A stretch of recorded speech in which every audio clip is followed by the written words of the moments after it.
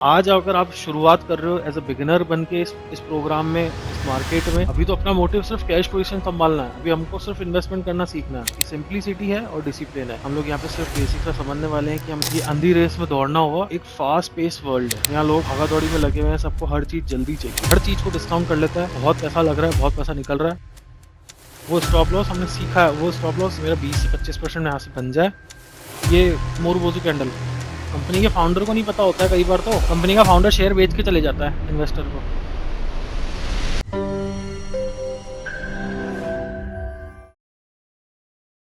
Hello दोस्तों, स्वागत है आपका हमारे इस टेक्निकल एनालिसिस के बेसिक प्रोग्राम में। और ये आपके लिए सेशन नंबर 1। सेशन नंबर 1 में हम आगे बढ़ने से पहले ये बता देते हैं कि एक हम बेसिक सा प्रोग्राम शुरू कर रहे हैं। और इस सेशन में हम लोग बहुत ज्यादा डीप डाइव नहीं करने वाले हैं। हम लोग यहाँ पे सिर्फ बेसिक सा समझने वाले हैं कि हम इस पूरे करिकुलम में क्या चीजें हैं जो कवर करने वाले हैं। ये जो कोर्स है उसके लिए कौन एलिजिबल है, ये कोर्स किसके लिए बना है, ये कोर्स किसके लिए नहीं बना है, सारी चीजें हम लोग इस चैप्टर में बात करने वाले हैं। लेकिन आगे बढ़ने से पहले मैं आप लोगों को एक चीज बता दूं। सबसे पहले तो मैं आप लोगों के एफर्ट्स को, आप लोगों की मेहनत को रिकॉग्नाइज करना चाहता हूँ। ये एक फास्ट पेस वर्ल्ड है, यहाँ लोग भागा दौड़ी में लगे हुए हैं। सबको हर चीज जल्दी चाहिए, हर चीज शॉर्टकट से चाहिए। लेकिन आप लोग यहाँ पे आए हो, एक लंबा रास्ता चूज किया है। क्योंकि आप जब सीखते हो किसी चीज को तो उसको उसमें सीखने में टाइम लगता है, उसको समझने में टाइम लगता है, फिर एग्जीक्यूट होता है और फिर सारी चीजें होती हैं। जब आप मार्केट में काम करना चाहते हो तो आपके पास में बड़े सारे ऑप्शंस अवेलेबल हैं आज की डेट में, जहाँ पे आप टिप ग्रुप और ये सारी चीजें ज्वाइन करके, अगर आपको, हालांकि उसमें पैसा बनता है नहीं बनता वो बात अलग है, मैं उसमें कमेंट नहीं करना चाहता। लेकिन आजकल हर दूसरा आदमी मार्केट से पैसे कमाना चाहता है लेकिन मेहनत नहीं करना चाहता। ये जो शॉर्टकट है वही ढूंढता है और फिर उसके बाद में उसका क्या हालत होती है वो बात की बात है। तो बेसिकली जब आपने के लिए कदम आगे बढ़ाया ही है तो मैं आप लोगों को अप्रिशिएट करना चाहता हूँ, ताकि आपको भी लगे भाई हमारे एफर्ट रिकॉग्नाइज हो रहे हैं। ये बहुत अच्छी बात है, क्योंकि देखो जो लर्न करता है वही ग्रो करता है। जिसने लर्निंग शुरू कर दी ना, उसकी ग्रोथ के पोटेंशियल्स बढ़ते चले जाते। तो ये बहुत एक अच्छी बात है, आप लर्निंग की तरफ अपना एक कदम बढ़ाया है। मैं उसके लिए आपको बड़ा अप्रिशिएट करना चाहता हूँ। हम लोग इस प्रोग्राम को बहुत ज्यादा कॉम्प्लिकेटेड नहीं करने वाले हैं। मैं आपको पहले ये चीज बता दूं, इस प्रोग्राम को हम बड़ा सिंपलिसिटी से, बहुत सिंपल सिंपल बातें करने वाले हैं, बहुत सिंपल चीजें समझेंगे। क्योंकि देखो कॉम्प्लेक्सिटी से कुछ रखा नहीं है। मैं चाहूँ तो मैं बड़े बड़े शब्दों का, बड़े बड़े जार्गन्स का इस्तेमाल करके आप लोगों को अट्रैक्ट जरूर कर सकता हूँ, लेकिन उससे कुछ मोटिव सॉल्व नहीं होगा। सिंपलिसिटी से काम करेंगे तो बड़ा इजीली हमको हमारा आउटकम मिलेगा। देखो एक एग्जांपल देता हूँ। अगर हम लोग, जैसे आज आप मेरी बॉडी को देखे लग ही रहा होगा कि यार ये थोड़ा सा एक ओवर हेल्दी बंदा है, तो मेरा वेट ओवर वेट है। अब अगर आज मैं अपना वेट कम करना चाहूँ तो बड़ा सिंपल सा काम है। मेरा मान लो 1500 से 2000 का मेटाबॉलिक वो है, मान लो मैं 1500 से 2000 का एनर्जी कंज्यूम कर लेता हूँ, खर्च कर लेता हूँ एक दिन में। नॉर्मल एक्टिविटी से ही बोले, हल्की फुल्की वॉक कर ली, बात करते करते, दिमाग चलाते चलाते, एक्टिविटीज में, दिन भर की एक्टिविटीज में, सोने से भी तो कैलोरीज और एनर्जी बर्न होती है। 1500 से 2000 कैलोरीज में बर्न कर सकता हूँ। फॉर एग्जाम्पल मान के चलो मैं 500 से 600 कैलोरी कम खाना खा रहा हूँ, 2000 कैलोरी मेरी बर्न करने की क्षमता है, तो मैं खाना 1500 की कैलोरी खा, 500 का मेरा क्या हो गया, डेफिसिट हो गया मेरा। वो कैलोरी डेफिसिट क्या करेगा, क्यूमुलेटिव होता जाएगा और वो ओवरऑल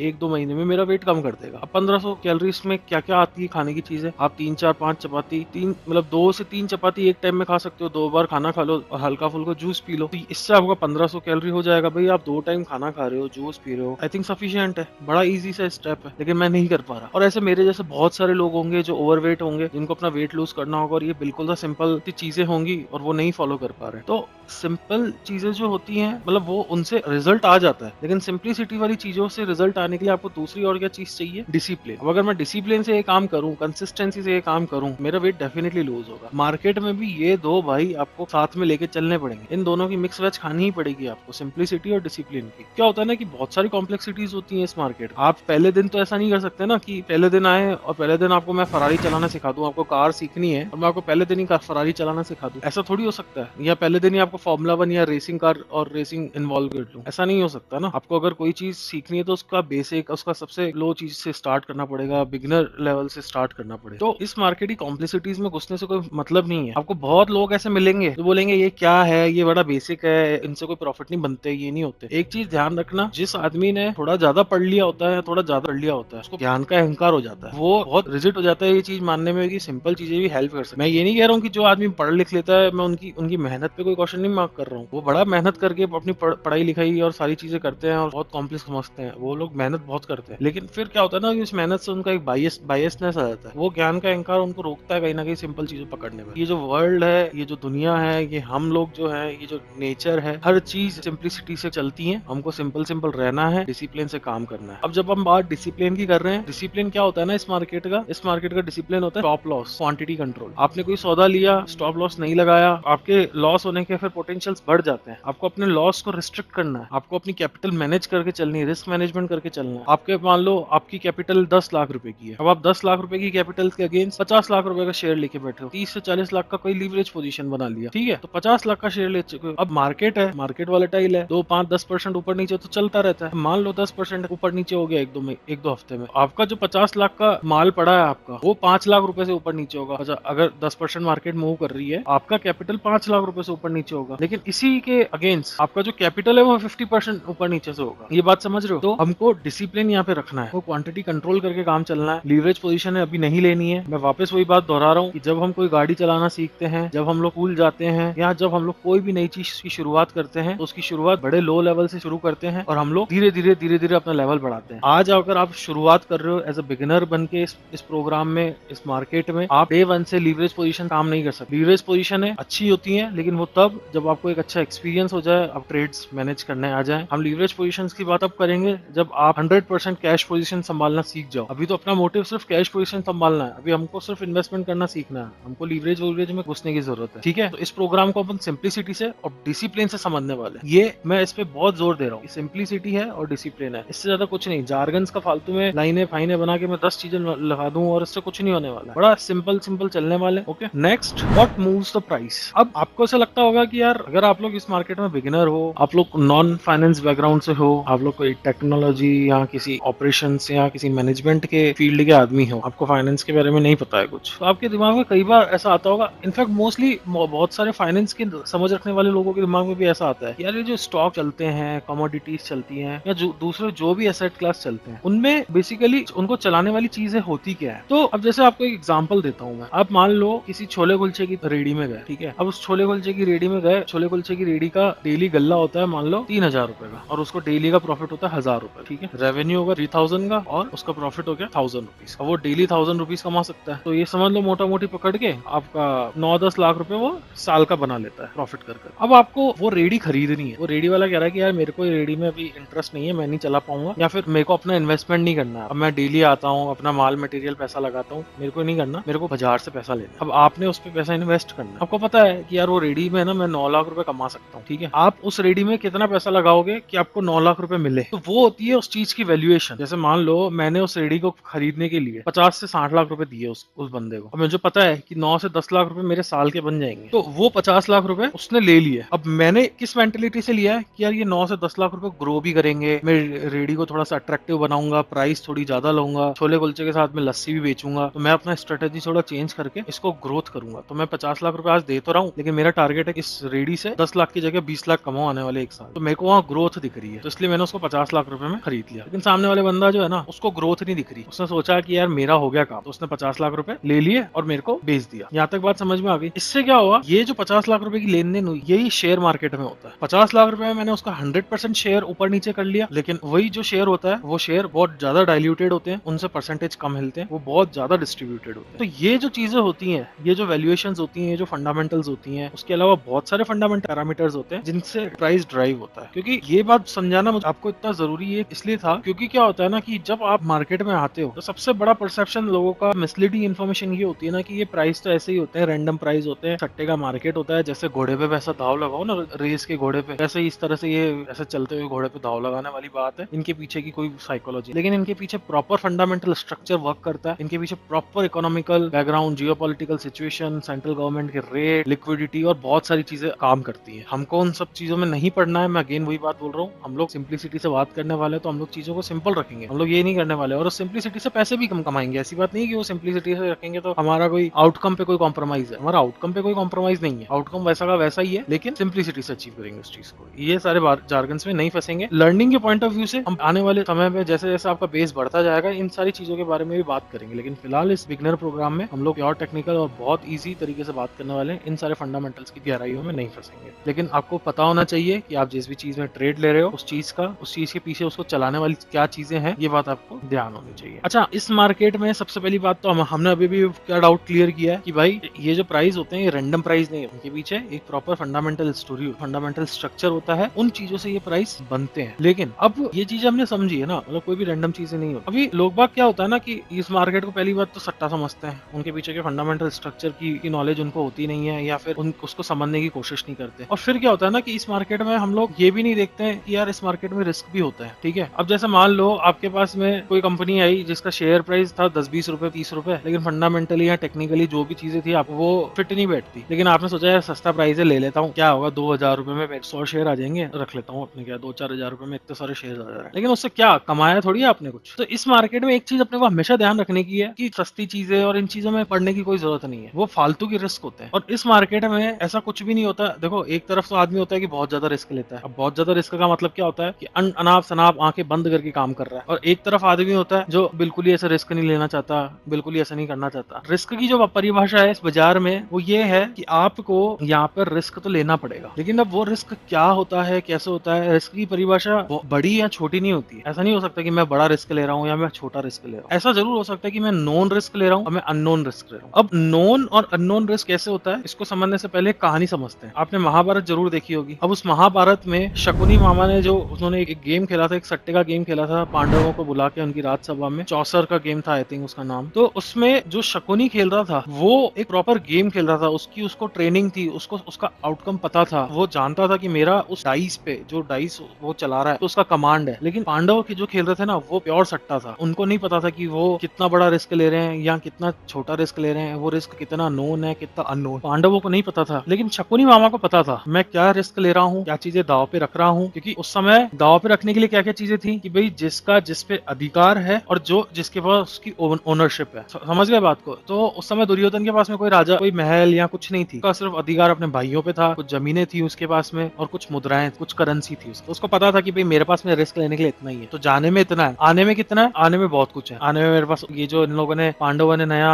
किंगडम अचीव किया है वो भी मेरा हो सकता है, जो उन्होंने नया राज्य जीता वो भी मेरा हो सकता है। तो कौरवों ने या शकुनी मामा ने जो उस गेम में खेला वो कैलकुलेटेड रिस्क था, वो रिस्क उन्होंने जानबूझ के लिया कि भाई जाने में मेरा इतना ही है, आने में वो है, तो वो अपना रिस्क जानते थे, तो उन्होंने अपना नॉन रिस्क लिया। लेकिन उसी जगह उनकी बात करें पांडवों की, उन्होंने तो अपना अननोन रिस्क लिया। अब आप इस चीज को ऐसा समझ लो कि आप कोई व्यापार डालने वाले हो, छोले कुलचे की रेडी डालने वाले, लेकिन आपको आती ही नहीं चलाने, आपको पता ही नहीं करना क्या है, आपको पता ही नहीं कुलचे का करना क्या है, आपको पता ही नहीं इसमें आदमी की जरूरत पड़ेगी नहीं पड़ेगी, उसको बेचूं कहाँ पे, समझ रहे हो बात को। अब छोले कुलचे की रेडी लगा दी मैंने जिम के, नहीं, अरे जिम वालों के नीचे मेरे कुछ ऐसी चीज लगाओ ना जहाँ पे स्प्राउट्स, डाइट, प्रोटीन और इस तरह की चीजें मिले, वहां मैं कुलचे की रेडी लगा रहा हूँ। ठीक है, तो आप धंधा करने जाओ, आप पढ़ाई करो, आप गाड़ी चलाओ, खाना खाओ, हर चीज में उसकी प्रोज एंड कॉन्स होते हैं। कुछ चीजें हम लोग जानबूझ करके लेते हैं, कुछ चीजें हम बिना जानबूझ करके लेते हैं। अब हमको किसी चीज की नॉलेज नहीं है तो वहां हम अननोन रिस्क ही ले रहे हैं। अब अननोन रिस्क किस तरह की चीजें होती हैं, जैसे मतलब जिस रिस्क को हम लोग नहीं जानते हैं, हम लोग इग्नोर करते हैं बेसिकली। अब जैसे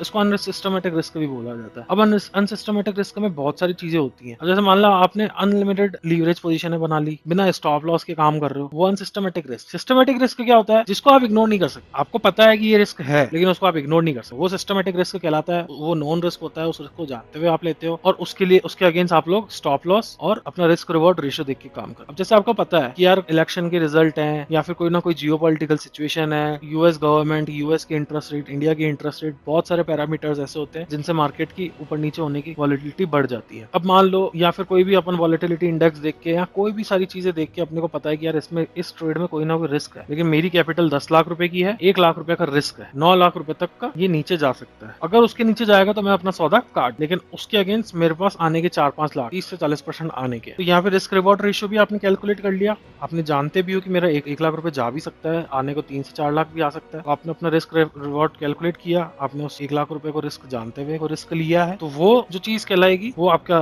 नॉन रिस्क कहलाएगा और वो रिस्क हमको लेना भी है। वो कहाँ लेना है, किस एरियाज में लेना है, वो सारी चीजें ही समझने के लिए हम यहाँ बैठे हैं। बट ये चीज अपना माइंड में होनी चाहिए, यहाँ पे रिस्क नॉन और अननोन होता है। अननोन रिस्क अपन नहीं लेने वाले हैं, वो अपन अपनी गलतियां होती हैं जो अननोन रिस्क बन जाती हैं, वो गलतियां हम लोग नहीं करने वाले। ठीक है, इसके बारे में और डिटेल में बाद में समझेंगे। दूसरा क्या होता है ना, कई बार, और मैंने एक खास कर देखा है नए लोगों में, जो पुराना आदमी होता है ना इस मार्केट में वो ऐसी बातें कम करता है, जो नया आदमी होता है ना वो बातें ज्यादा ऐसे करता है। कोई न्यूज देख लेगा, कोई आर्टिकल पढ़ लेगा, आजकल तो न्यूज आर्टिकल सारी चीजें इन्फॉर्मेशन मतलब बहुत इजीली अवेलेबल है, किसी भी कंपनी के बारे में, किसी सेक्टर के बारे में, और वो ऐसे कहेगा कि भैया ये सेक्टर गिरने वाला है, ठीक है। वो आपको ऐसे बोलेगा कि यार ये सेक्टर ऐसा है, ये गिरने वाला है, ये बढ़ने वाला है, यहाँ पे ऐसे होने वाला है, वैसे होने वाला है, और वो आगे अपनी न्यूज को समझता है कि यार ये न्यूज तो पक्की न्यूज है। मार्केट में एक चीज का ध्यान रख लेना हमेशा, आपके पास में कोई इन्फॉर्मेशन है या आपके पास में कोई ऐसी न्यूज है और आपको लगता है वो एक्सक्लूसिवली आपके पास ही है, तो ये सबसे बड़ी भूल है। कोई इन्फॉर्मेशन, कोई न्यूज एक्सक्लूसिवली आपके पास होगी, या तो आप बहुत ही बड़ी चीज हो, या तो आप ट्रम्प के बच्चे के दोस्त ही हो, ट्रम्प के घर जाके नाश्ता करते हो आप डेली, समझ रहे हो बात को, या अडानी अंबानी के साथ ही उठना बैठना है, बात ही अलग है। अगर आप एक तरह से रिटेल इन्वेस्टर हो, या आप लोग एक तरीके से अपना इंडिविजुअल फंड मैनेज करते हो और आपके पास में कोई ऐसी इन्फॉर्मेशन आ रही है जो आपको लग रहा है सिर्फ मेरे लिए एक्सक्लूसिव है, ऐसा बहुत रेयर केस में हो, और उस चीज के बेस पे अगर आप ट्रेड ले रहे हो, उस चीज के बेस पे आप सौदा डाल रहे हो सिर्फ उसी चीज के बेस पे, तो ये सबसे बड़ी भूल है। ये सब लोग करते हैं अपने स्टार्टिंग जर्नी में। उससे सीखो। अगर आपने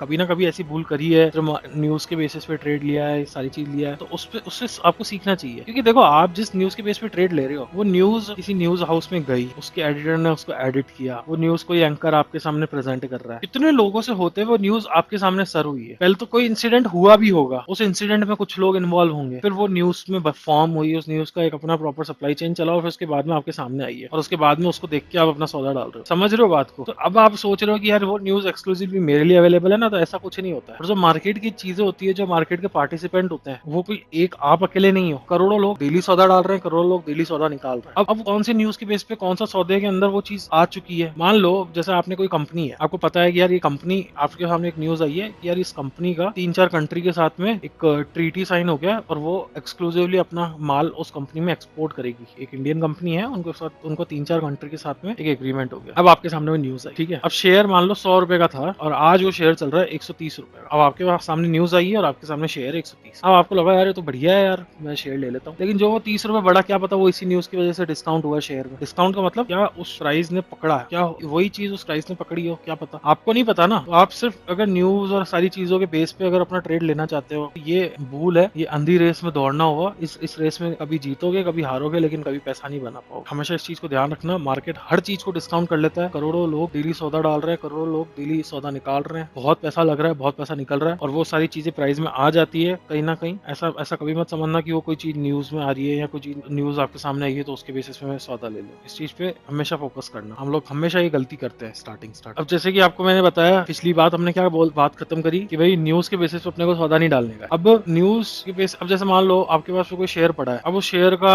टेक्निकल अगर हमने जो देखा, जो हमारा फ्रेमवर्क हमने बना, हम इस कोर्स में सीखने वाले हैं, और उस फ्रेमवर्क के हिसाब से हमको लगता है कि हमको एग्जिट ले लेनी चाहिए, हमको हमारा स्टॉप लॉस हिट हो रहा है, हमको एग्जिट ले लेनी चाहिए। लेकिन कोई ना कोई न्यूज आपके सामने आ रही है, वो न्यूज पर्टिकुलर कंपनी के लिए अच्छी आ रही है, वो पर्टिकुलर कंपनी के बारे में एक अच्छा सा एक पॉजिटिव इन्फॉर्मेशन आपके सामने आ रहा है, तो आपको लग रहा है कि यार पॉजिटिव इन्फॉर्मेशन तो है, कंपनी भी अच्छी है, वेट कर लेता हूँ। ऐसा पता नहीं क्यों हो रहा है कि ये प्राइस नीचे गिर रहा है, इन्फॉर्मेशन सारी चीज अच्छी चल रही है। ये एक सबसे बड़ी भूल हम लोग करते हैं। तो ये ऐसी कोई भूल नहीं करनी है। अगर हम कोई फ्रेमवर्क यहाँ पे समझ रहे हैं, तो हमको उस पर स्टिक करना है, क्योंकि इस फ्रेमवर्क का सबसे पहला रूल यही है कि what is more important then why. और व्हाट क्या है कि हमारा प्राइस स्टॉप लॉस तक पहुंच रहा है, जो स्टॉप लॉस हमने सीखा है निकालना, कोई रैंडम स्टॉप लॉस नहीं है, वो स्टॉप लॉस हमने सीखा है, वो स्टॉप लॉस को वैल्यू देने का है। और अगर प्राइस उसके नीचे जा रहा है तो उस पर हमको ट्रेड एक बार के लिए तो बाहर आना है। फिर न्यूज और ये सारी चीजें पॉजिटिव नेगेटिव बाद में समझते बैठे। तो हमेशा व्हाट को ज्यादा इंपॉर्टेंस देनी है वाई से, ये एक बात समझ लेना ध्यान से। उसके अलावा हम लोग अभी इस पूरे करिकुलम में रिस्क मैनेजमेंट के बारे में भी सीखेंगे कि रिस्क को कैसे मैनेज करना है, क्योंकि देखो सबका कैपिटल अपना अपना अलग अलग होता है, ठीक है। लेकिन एक चीज हमेशा ध्यान रखना, रिस्क मैनेजमेंट की जब भी मैं बात करता हूँ उस समय, और अगर आप अभी आपको मार्केट का इतना समझ नहीं है, साल 2 साल का एक्सपीरियंस है या फिर एक्सपीरियंस बिल्कुल भी नहीं है, तो एक चीज ध्यान से समझ लेना कि ये जो मार्केट है, इस मार्केट में अगर आप इसको प्राइमरी इनकम इनिशियली बनाओगे तो वो सबसे बड़ी भूल होगी आपकी। ऐसा सिर्फ तब हो सकता है जब आपके पास में कॉर्पस कैपिटल बहुत सारा हो। बहुत सारा सबके लिए अलग अलग होता है। अब फॉर एग्जाम्पल आपके पास में मान लो आप एक सैलरीड एम्प्लॉई हो, ठीक है, और खुदा ना खास्ता आपके घर में कुछ इंसिडेंट हो जाता है, आपके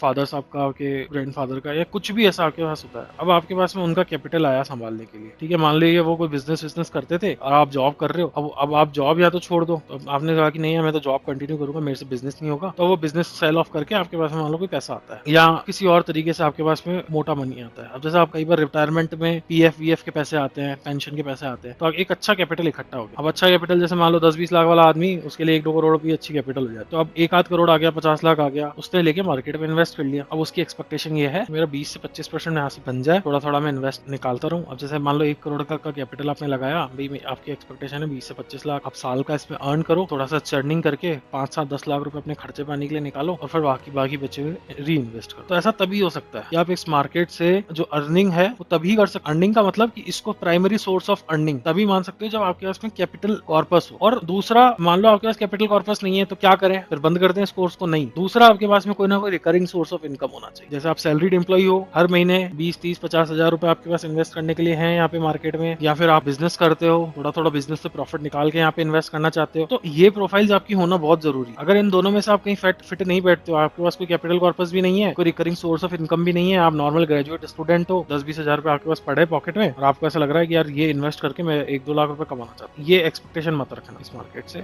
इस कोर्स से। ये कोर्स आपके लिए नहीं है। हाँ, वो बात अलग है कि आप अभी आपके पास कैपिटल भी नहीं है, कोई इनकम का सोर्स भी नहीं है, लेकिन सिर्फ आप सीखना चाहते हो, आप समझना चाहते हो, आपकी क्यूरियोसिटी है, अप्रिशिएटेड है, आपके लिए मोस्ट वेलकम है, आप आओ और सीखो। लेकिन एक्सपेक्टेशन ये मत रखना कि यहाँ 10 हजार से 1 लाख बन जाएंगे, यहाँ 1 लाख से 1 करोड़ बन जाएंगे, ऐसी कोई एक्सपेक्टेशन नहीं है, कोई ऐसा फॉल्स कमिटमेंट नहीं है मेरी तरफ से। आप आज भी एग्जिट कर सकते हो इस वीडियो को। सीखना है तो सीखो, काम ही आएगा। सीखा हुआ कभी हमेशा कभी वेस्ट नहीं होता, सीखा हुआ काम ही होगा। कल ना को आप मान लो कोई ग्रेजुएशन कर रहे हो, पढ़ रहे हो, या आपके पास में कोई ना कोई इनकम का सोर्स नहीं है, कल ना को इनकम का सोर्स आएगा तो आप इन्वेस्ट करना, ग्रो करना अपने मनी को। ठीक है, ये वाली बात हो गई। उसके बाद में इस पूरे करिकुलम में हम लोग बहुत सारी चीजें समझने वाले हैं। अब जैसे मान लो इस पूरे करिकुलम में हम लोग कैंडल स्टिक्स के बारे में बात करेंगे, बहुत ज्यादा पोर्शन इसमें कैंडल स्टिक्स को भी दिया अपन ने कि कैंडल स्टिक्स कैसी होती हैं, उनके पीछे की साइकोलॉजी क्या होती है, उनके पीछे का ट्रेड लेने का तरीका क्या होता है, कैसे ट्रेड लें, कैसे वहां स्टॉप लॉस लगाएं, कितनी इन्फ्लुएंशियल कैंडल स्टिक्स होती हैं, तो हम लोग वो समझेंगे। फिर उसके साथ साथ हम लोग जोड़ेंगे वॉल्यूम्स को, किस तरह से वॉल्यूम काम करती हैं, किस तरह से कैंडल स्टिक के साथ में वॉल्यूम का ट्रेंड हम अपन को देखना है। अगर कैंडल स्टिक ट्रेंड नीचे का है और एक ऐसी कैंडल स्टिक बनी है जिससे लग रहा है ट्रेंड रिवर्स हो सकता है, एक ऐसी कैंडल स्टिक बनी है आपके सामने जिससे लगता है कि ट्रेंड रिवर्स हो सकता है, लेकिन उसमें वॉल्यूम एकदम ड्राई है, तो वो कैंडल स्टिक कम इन्फ्लुएंस करेगी। ठीक है, ऐसी कौन सी कैंडल स्टिक्स होती हैं वो हम लोग बाद में समझने वाले, लेकिन उस कैंडल स्टिक को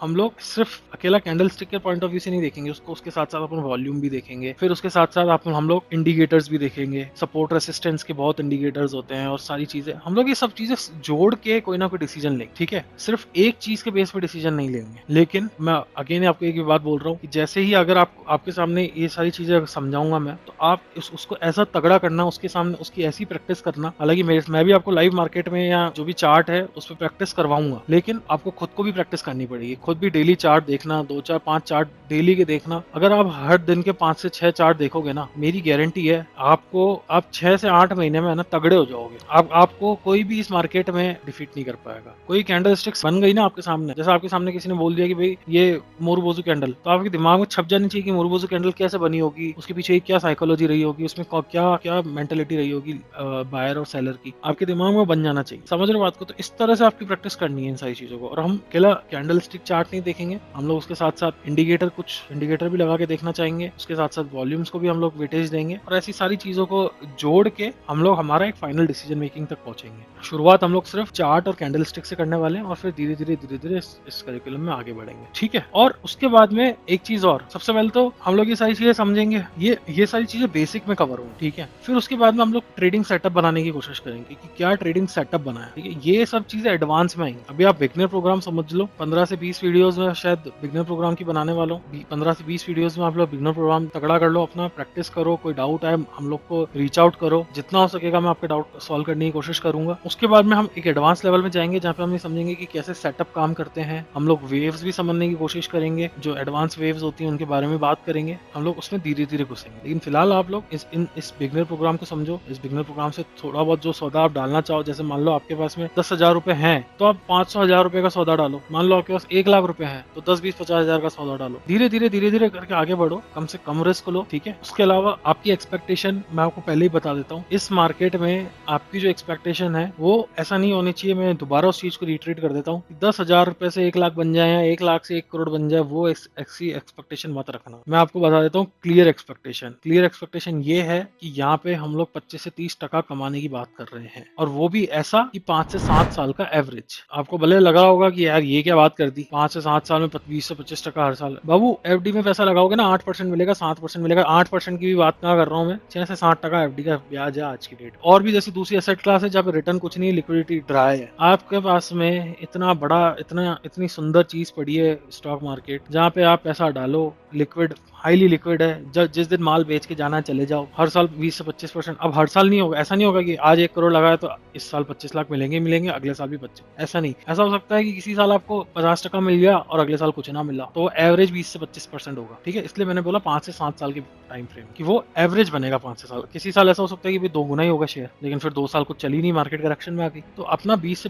25% का टारगेट बनाओ। ठीक है, और 20 से 25% टारगेट देखो, बड़े बड़े फंड हाउस, बड़े बड़े म्यूचुअल फंड्स या ये लोग भी क्लेम नहीं करते 20 से 25%। हम लोग यहाँ वो क्लेम करने की बात कर रहे हैं, समझ रहे हो ना बात। और आपके पास चाहे कैपिटल 5 से 10 लाख की हो या चाहे आपके पास कैपिटल 15 से 20 करोड़ की हो, दोनों के लिए ये प्रोग्राम एप्लीकेबल है। अब एक कैपिटल बढ़ने के बाद में, मान लो 20-50 करोड़ के कैपिटल के बढ़ने के बाद में क्या होता है ना कि कुछ चीजें फिर लिक्विडिटी के पॉइंट ऑफ व्यू से भी काम करती हैं। उस केस में जैसे बड़े बड़े फंड हाउस, जैसे बड़े बड़े जो फैमिली ऑफिस होते हैं ना, वो उस तरह से फिर काम करते हैं। वहाँ पे अपने एनालिस्ट बिठाने पड़ते हैं, वहाँ बड़े पढ़े लिखे लोगों को और उन सारी चीजों को रखना पड़ता है। लेकिन वहां तक पहुंचने से पहले अगर आप लोग हो तो आपके लिए ये प्रोग्राम एप्लीकेबल है। ये इस प्रोग्राम से आप लोग अच्छा पैसा अर्न कर सकते हैं। ठीक है, ये सारी बात हो गई। हमने इस पूरे प्रोग्राम में एक बार रिकैप कर लेते हैं। इस पूरे सेशन में क्या समझा हमने? समझा कि हम ये सिंप्लिसिटी से और डिसिप्लिन से समझेंगे। ठीक है, यहाँ पे हम लोग ये चीज दिमाग में रखनी है, मार्केट डिस्काउंट एवरीथिंग। मार्केट में हर चीज छप जाती है। ठीक है, ऐसा नहीं है कि आपके पास में कोई अलग से इन्फॉर्मेशन आई है तो आप उसको ऐसा देखो कि यार ये तो एक्सक्लूसिवली मेरे लिए अवेलेबल है। ऐसा कोई प्रिविलेज आप हो नहीं। ठीक है, और मैं आप ऐसे इसलिए नहीं कह रहा हूँ कि आप रिटेल इन्वेस्टर हो या फिर आपके पास में कोई चीज मतलब आपके पास में बहुत बड़ा वो नहीं है, इन्वेस्टमेंट नेटवर्क नहीं है या कुछ भी। बड़ा से बड़ा आदमी है, उसके पास भी जो इन्फॉर्मेशन होती है उसका प्रेस्टीज नहीं होता। कंपनी के फाउंडर को नहीं पता होता है कई बार। तो कंपनी का फाउंडर शेयर बेच के चले जाता है इन्वेस्टर को, लेकिन कंपनी का भाव दुगना हो जाता है 1 साल बाद। कंपनी के फाउंडर को नहीं पता होता है यार आप क्या चीज हो। मैं तो ये बोल रहा हूँ, जो कंपनी चला रहा है, जिसको कंपनी का डे टू डे पता है, उसको नहीं पता होगा उसका भाव कहाँ जाएगा। प्लीज उस पर मत जाना कभी भी। मार्केट में हर चीज डिस्काउंट हो जाती है। मार्केट के प्राइस रैंडम नहीं होते हैं, कुछ सट्टा नहीं चल रहा है। यहाँ प्रॉपर धंधा चल रहा है, धंधे पे अर्निंग हो रही है और उसके बेसिस पे कंपनी के वैल्यूएशंस ऊपर नीचे होते हैं। यहाँ पे हमको वॉट को तवज्जो देना है, वाई को तवज्जो नहीं देने का है। हमको ट्रेड पहले लेना है, सोचना बाद में है। लेकिन ट्रेड लेने से पहले अपने को पता होना चाहिए कि ट्रेड हमारा किस कन्विक्शन पे हम लोग ले रहे हैं। समझ रहे हो बात को? अगर हमारा कोई सेटअप बन रहा है, उससे हमारी कन्विक्शन बन रही है, तभी ट्रेड लेना है, उससे अलावा ट्रेड नहीं लेना है। कन्विक्शन को इन्फ्लुएंस सिर्फ आपका सेटअप करना चाहिए। कन्विक्शन को इन्फ्लुएंस आपका इमोशन या फालतू के बाहर के नॉइस नहीं करने चाहिए। उन नॉइस को अवॉइड करने का है। उसके अलावा हमारे जो रिस्क मैनेजमेंट की बात हमने करी, यहाँ पे हमको रिस्क मैनेजमेंट से में क्या करना है, हमारी एक्सपेक्टेशन क्या रखनी है। हम लोग यहाँ पे रिस्क भी लेंगे, स्टॉप लॉसेस भी होंगे। ऐसा नहीं हो सकता कभी भी कि हमेशा प्रॉफिट ही प्रॉफिट हो। 100% प्रॉफिट की कोई गारंटी नहीं होती है। लॉस होता है, पार्ट ऑफ गेम है। रात आएगा तो सुबह होती है तो रात भी आती है। ठीक है, ये नेचर का काम है। वैसे के वैसे इधर भी ऐसा ही होता है, प्रॉफिट भी होते हैं, लॉस भी होता है। मैनेजमेंट का काम है। मैनेजमेंट अगर अच्छा होगा तो नेट में आप जीत में रहोगे। सेशन में इस लेक्चर में आगे बढ़ने से पहले एक चीज समझ लेना ढंग से। ये जो लेक्चर है इसमें कोई भी फॉल्स कमिटमेंट नहीं है, कोई भी फॉल्स वो नहीं है होप्स है आपके लिए कि आप पता नहीं क्या ही हो जाओगे। पर ये मेरी गारंटी है कि आप मेरे साथ 4 से 5 महीने या 6 महीने मेरे को टाइम दे दिया ना, आप बहुत कॉन्फिडेंट फील करोगे इस मार्केट में। ये मेरी गारंटी है। बस उसके लिए आपका मेरे को रॉयल लोगों की जरूरत है इस कोर्स में। एक रॉयल स्टूडेंट की जरूरत है। अब रॉयल आदमी पैसे से नहीं होता। ऐसा नहीं हो सकता कि तू या तो पैसे का आदमी है या पावर का आदमी तो मैं तेरे को रॉयल कह रहा हूँ। नहीं, रॉयल आदमी साइकोलॉजी से होना चाहिए, माइंडसेट का रॉयल होना चाहिए,